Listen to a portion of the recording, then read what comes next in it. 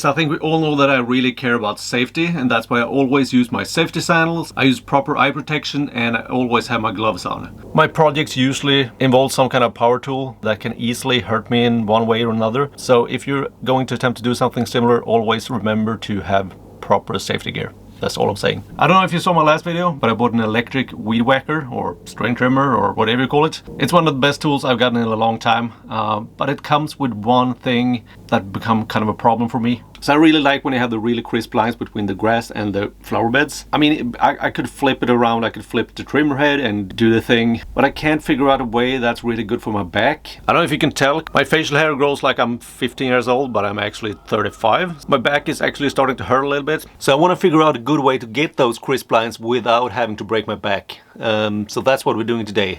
I'm gonna make some kind of, I don't know, crisp line flower bed trimmer thingamajig. Yeah, let's do it. So I just bought myself this one because I always wanted a cordless angle grinder. That means I can do something fun with my old corded one. I took most of the handle off it already, and what I'm planning on doing is hooking this up to one of my 18-volt DeWalt batteries. Because my plan here is attaching one of these. This is an old blade to my circular saw. And I know what you're thinking, like, hey, you're gonna hurt yourself, this is a bad idea. But remember, I have my safety gear on me, so should be fine. So yeah, let's see if we can attach this to the old angle grinder, and then I need to figure out how to put that into some kind of back-friendly position to cut my crisp lines.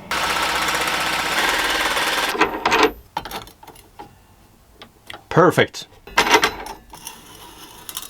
That looks good.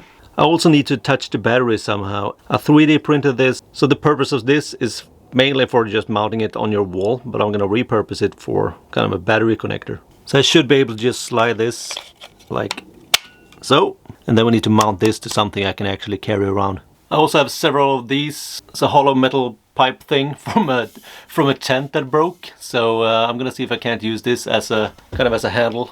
But first I need to make a mounting bracket for the angle grinder so I can actually attach it to something. I don't think I can maybe bend a bit of flat iron around or something. I don't know. Let's try that. So like 7, 7, and let's do 8.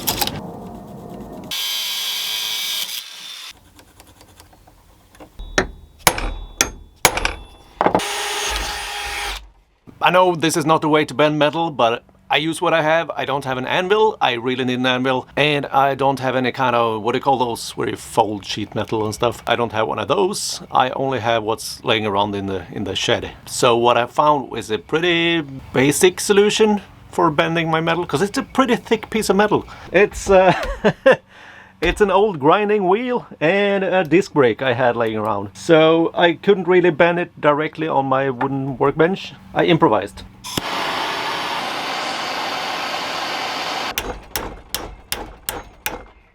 Yeah, maybe. Well, it's starting to look like a bracket at least. It's a bit wibbly wobbly, but as long as it gets the job done.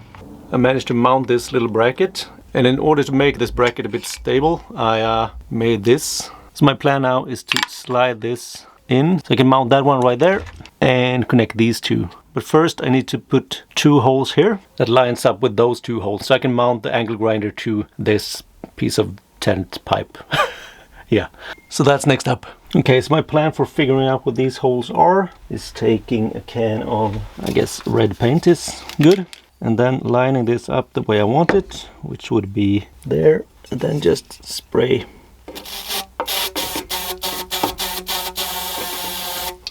Hopefully, whoops. Yeah, maybe a bit too much. Crap. Okay, that didn't work, so maybe I can just, seems like a bad idea, but why not? I'm all about bad ideas. So at least I have the distance now. I can line it up a bit better.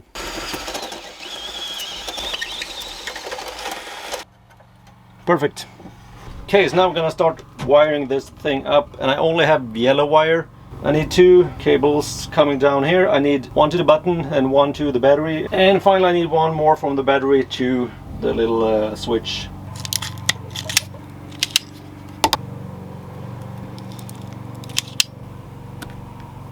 Crap, I used the and I managed to use the wrong thing. Way with you. And that's the right one.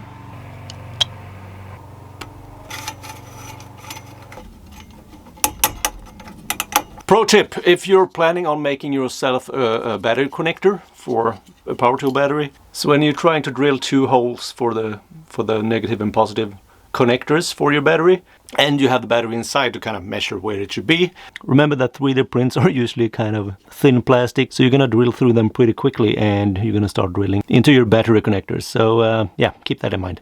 Okay, so we're going for a little bit of an improvised version. You know, I'm really good at professionally zip tying stuff.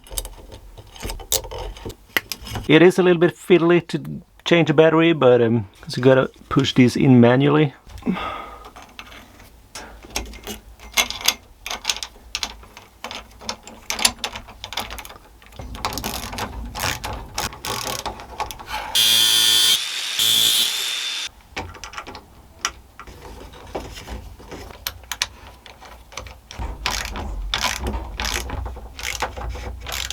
Yes!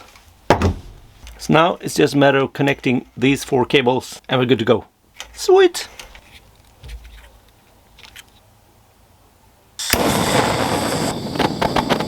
let's go ahead and finally attach our little blade.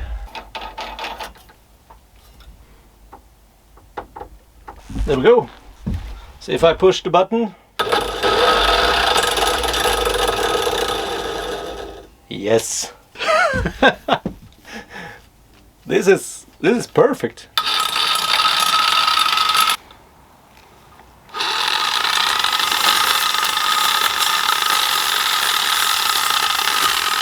Seems like the purpose for this whole build failed completely. I didn't get those crisp lines. I think the blade spins too slow with the 18-volt battery and the setup I have. This could be a really nice pruning saw, reaching those hard to reach branches. So let's see if I made a pruning saw instead.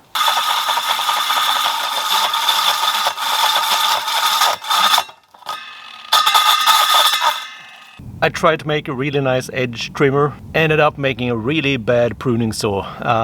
Might be really good at slicing pizza, might give that a shot later today. So if you have some old junk laying around, you can also make yourself a really bad pruning saw, if you want.